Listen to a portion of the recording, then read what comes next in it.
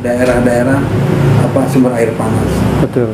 Kemudian kita punya curug air terjun. Kanak-kanak sampai dengan S1 itu di Jakarta. Assalamualaikum warahmatullahi wabarakatuh.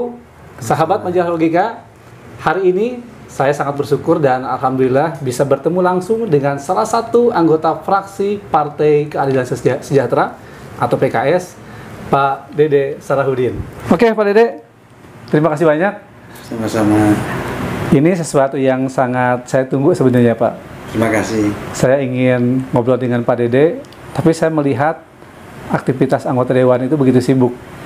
Sekarang saya pengen tahu nih Pak, dan mungkin sebagian masyarakat Garut pengen tahu sebenarnya Pak Dede itu dari mana, orang mana, terus tiba-tiba ada di kubu PKS nih Pak. Tapi ada tapinya, kita mendengar Bapak itu maaf dengan semua kubu itu tidak ada batas. Kira-kira apa yang Bapak pikirkan sehingga bisa berbaur dengan siapa saja? Baik, terima kasih Kang Asep. Perkenalkan saya Dede Salahuddin, anggota DPD Kabupaten Garut, fraksi PKS, yang alhamdulillah bersama 50 anggota Dewan tahun 2019 dilantik dan masa jabatan kami sampai dengan 2024. Siapa Dede Salahuddin? Saya asli Garut Pak. Saya kelahiran Kecamatan Karangtengah, dulu Sukawuni. Karangtengah, dulu Sukawuni. Ya. Artinya memang sudah ada pemekaran. Ya. Oke. Kurang lebih tahun 94 Sukawuni mekar, kemudian menjadilah Karangtengah yang membawahi 4 desa. Desa Caringin, Sindanggalih, Cinta, dan Desa Cintamani. Oke. Namun selama ini pendidikan saya dari taman kanak-kanak sampai dengan S1 itu di Jakarta. Memang Bapak ini asli Tulen Garut ya? Tulen Garut. Kelahiran di Karangtengah. Karangtengah. Kalau orang lebih mengenalnya itu Garut Utara ya? Ya. Oke. Tapi masalah pendidikan dan dari SD sampai seterusnya di Jakarta? Di Jakarta. Menarik nih Pak. Ada 2 daerah yang mungkin budaya adat istiadatnya berbeda. Betul. Tapi kenapa nih tiba-tiba malah mencalonkan di Garut? Ada panggilan jiwa atau seperti apa nih? Begini Pak. Orang tua saya begitu lulus SMP itu diambil oleh PT Telkom. Kemudian beliau bekerja di sana dan pendidikan dilanjutkan oleh PT Telkom di Jakarta selama masih bujangan beliau. Kemudian setelah beberapa tahun dipanggil oleh orang tuanya untuk menikah. Nah, ibu saya juga masih dari Kampung Cikulahan Pak, Desa Caringin sekarang itu. Desa Caringin, Kecamatan Karangtengah sekarang. Oh, masih di Karangtengah. Ya, kalau Sukabumi. Jadi orang tua ini masih satu desa.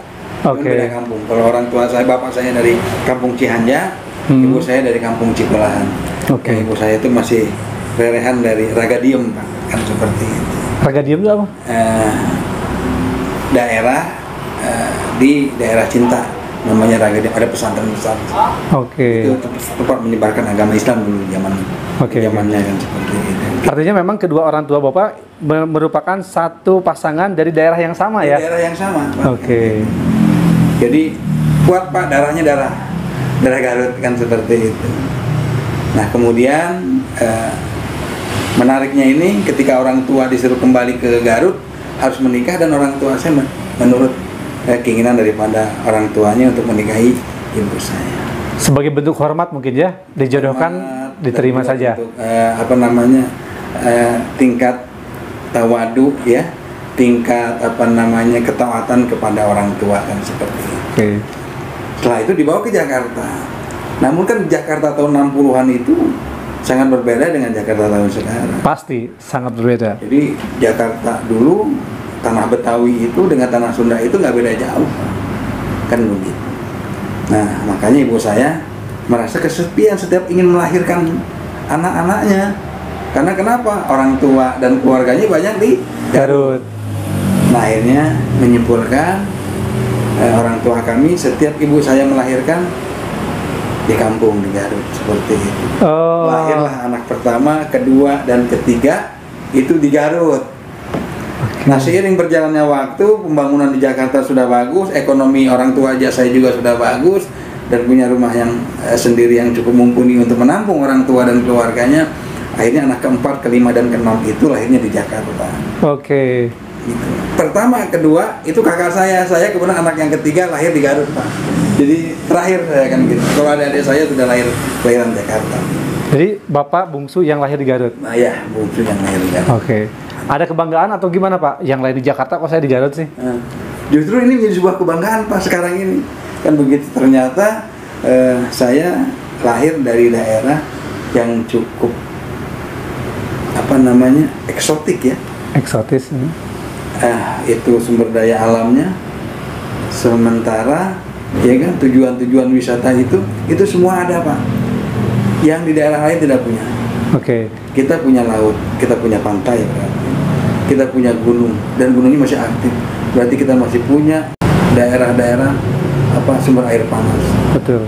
Kemudian kita punya curug air terjun, ya kan? Kita juga punya danau, Situ Bagenit, ya kan? Iya. Yang fenomenal itu sekarang menjadi proyek nasional. Jadi ikon ya? Jadi ikon kan seperti itu. Jadi ada 5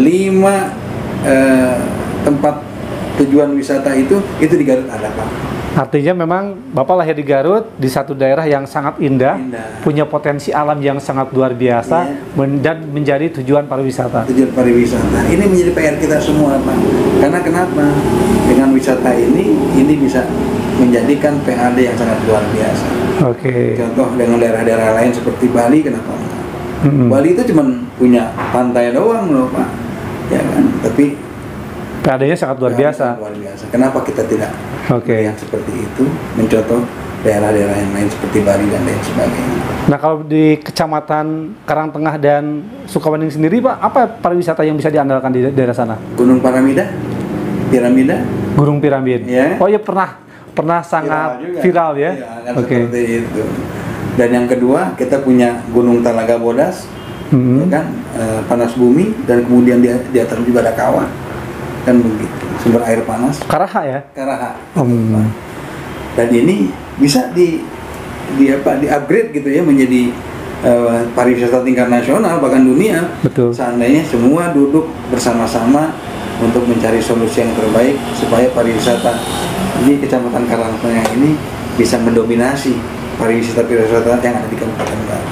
Oke, menarik Pak. Saya sebagai warga Garut memang baru tahu nih kalau misalkan Karaha dan lain sebagainya bisa di-upgrade menjadi satu tujuan pariwisata yang luar biasa. Kira-kira pemerintah Kabupaten Garut sendiri Pak ada kesiapan ke sana nggak? Kesiapan sudah ada Pak. Cuman komunikasi yang belum cair antara tokoh-tokoh masyarakat.